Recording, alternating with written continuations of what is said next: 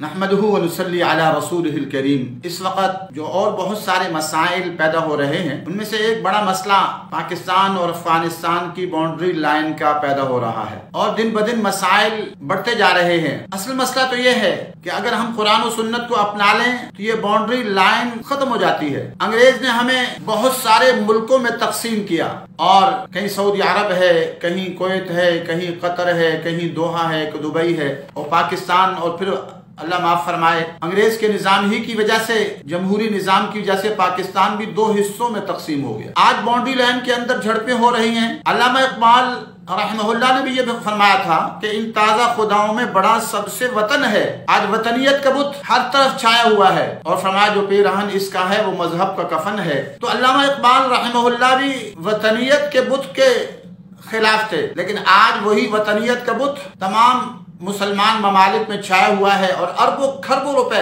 Boundary line पर खर्च किए जा रहे हैं और दिन ब दिन मसला बिगड़ता जा रहा है। और वाज़ेह है कि जब करोड़ों अफराद इस बाउंड्री लाइन पर रहते हैं, उनकी रिश्तेदारियां हैं, उनकी औलादें हैं, उनका खानदान है, उनकी बेटियां हैं, अब आप उनको दो हिस्सों में तकसीम कर देंगे तो यकीनन बहुत बड़ा अलमिया जन्म लेगा और जो आहिस्ता आहिस्ता ले रहा है। इसका हल क्या है? इसका वाहिद हल पाकिस्तान में कुरान और सुन्नत का निफाज है और पाकिस्तान और अफगानिस्तान को एक करना है। इमारत इस्लामी अफगानिस्तान और इमारत इस्लामी पाकिस्तान और फिर तमाम मुल्क एक थे।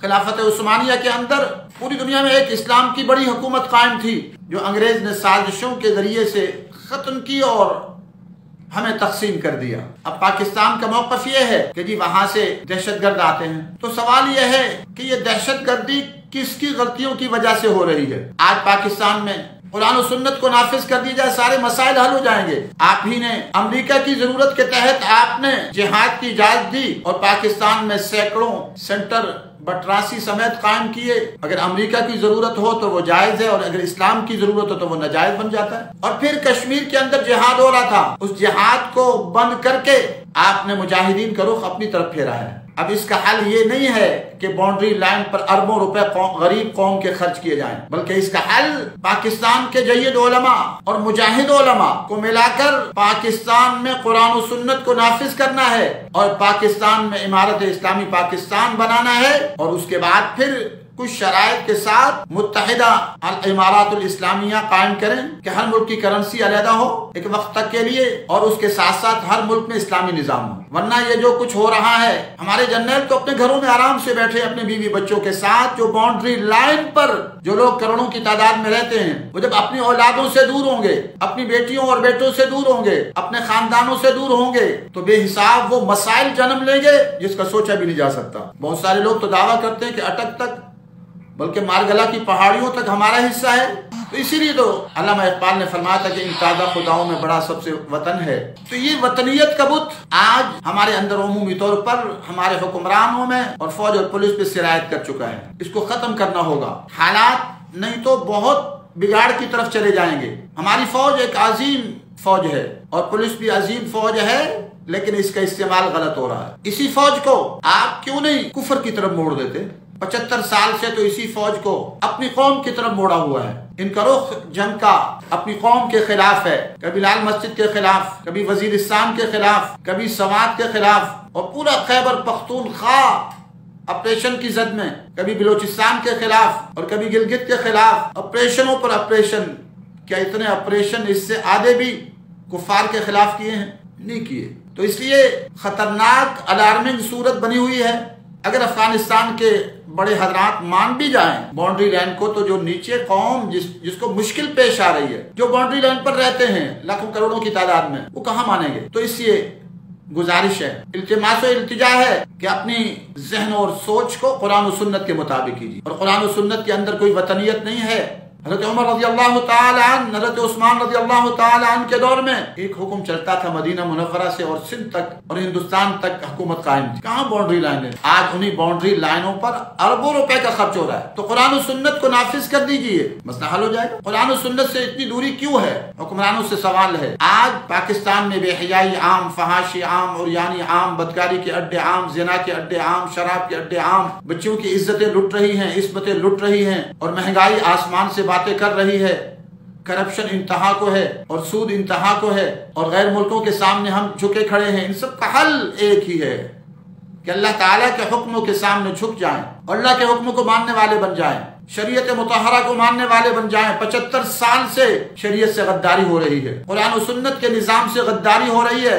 अब हालात आहिस्ता आहिस्ता उस मकाम तक पहुंच रहे हैं जहां किसी के बस में इख्तियार में कुछ रहेगा नहीं कि अल्लाह तबारक व तआला मोहलत देते हैं और फिर उसके बाद सख्त पकड़ करते हैं। हमने आज चंद चीजों को ले लिया, नमाज, रोजा, हज, ज़कात को, और वो भी बड़े बड़े अफसरान नमाज नहीं पढ़ते, रोजा नहीं रखते, हज की तरफ तवज्जो नहीं है, और अदालतों में अंग्रेज के निजाम के मुताबिक फैसले हो रहे हैं। और कुरान सख्ती से कहता है वमन लम यहकुम बिमा अंज़लल्लाह फउलाइका हुमुल काफिरून, जो कुरान और सुन्नत के मुताबिक फैसले नहीं करते वो काफिर हैं।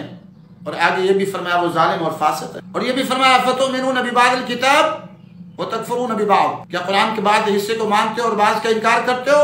आज चंद आमाल है, नमाज, रोजा, हज, ज़कात की हद तक तो हम मुसलमान, लेकिन अदालती निजाम अंग्रेज का, सूदी निजाम अंग्रेज का, और अंग्रेज के गुलाम पूरी कौम बनी हुई है, अंग्रेज का लिबास पहनती है, स्कूलों कॉलेजों में अंग्रेज का निजाम पढ़ाया जाता है। इसी जैसे मसाइब बढ़ते जा रहे हैं। बाकी आप तालिबान को दहशतगर्द कहते हैं, तो अफगानिस्तान के तालिबान को भी तो पूरी दुनिया दहशतगर्द कहती थी। आज क्या हुआ? किसी को दहशतगर्द कहने से मसला हल नहीं होता, अपने मसाइल को बेहतर करने से मसाइल बेहतर होते हैं। उनका मुतालबा क्या है? उनका मुतालबा कुरान और सुन्नत का निफाज का, कोई गलत मुतालबा कर रहे हैं आपसे। और फिर जिहाद की फिजा, अल्लाह तबारक व तआला बावक़ात किसी चीज में बेहतरी हो तो बातिल के जरिए से भी उसमें मदद कराता है। अमेरिका ने अपने मकासद के तहत पाकिस्तान में और अफगानिस्तान में जिहादी सेंटर बनाए, क्योंकि उसमें बेहतरी थी। उलमा ने तो जिहाद समझकर अल्हम्दुलिल्लाह जिहाद किया। ये नहीं है कि जो जमीयत उलमा इस्लाम का मौक़िफ़ है गलत मौक़िफ़ है कि जी वो जिहाद नहीं था, जिहाद था। अफगानिस्तान में जिहाद हुआ, दहशतगर्दी नहीं थी, जिहाद था, लेकिन चूंकि दीनी जरूरत के तहत था, उलमा ने किया और लाखों की तादाद में उलमा शहीद हुए, नौजवान शहीद हुए, स्कूल और कॉलेज के नौजवान भी बड़ी तादाद में शहीद हुए। तो इसलिए वो जिहाद था, वो दहशतगर्दी नहीं था।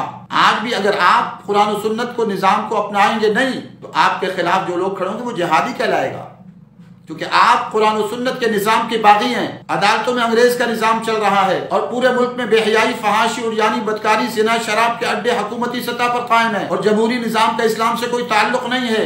जमहूरियत तागूती निजाम है, अंग्रेज का निजाम है। हुजूर सल्लल्लाहु अलैहि वसल्लम, सहाबा इकराम में जमहूरी ये निजाम नहीं था जिसमें अपोजिशन का किरदार हो और वोटों को खरीदा जाता हो और बोरी लगती हो और बेहया किस्म के लोग, चौधरी, खान, नवाब, तिवाने, जो कुरान और सुन्नत को नहीं जानते, वो आके कौम के स्याह और सफेद के मालिक बन जाए। इस्लाम का इससे कोई ताल्लुक नहीं है। इसलिए हमें अब कुरान और सुन्नत के निफाज की तरफ आना होगा, शरीयत मुतहरा के निफाज की तरफ आना होगा। वरना कश्मीर के जिहाद को आपने बंद कर दिया।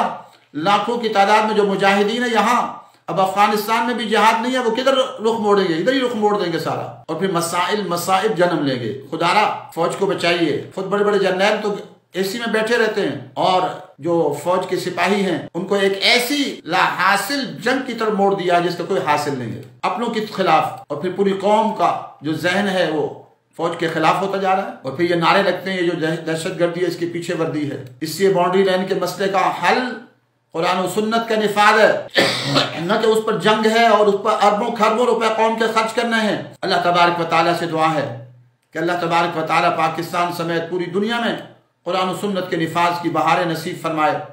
सऊदी अरब में कुरान और सुन्नत के निफाज की बहारें नसीब फरमाए, कुवैत में, कतर में, दोहा में, दुबई में। और ये जो बाउंड्री लाइनें अंग्रेज ने कायम की थी, अल्लाह ताला इनको ख़त्म फरमाए और पूरी दुनिया के मुसलमानों को एक करे। व आखिर दावाना अल्हम्दुलिल्लाहि रब्बिल आलमीन।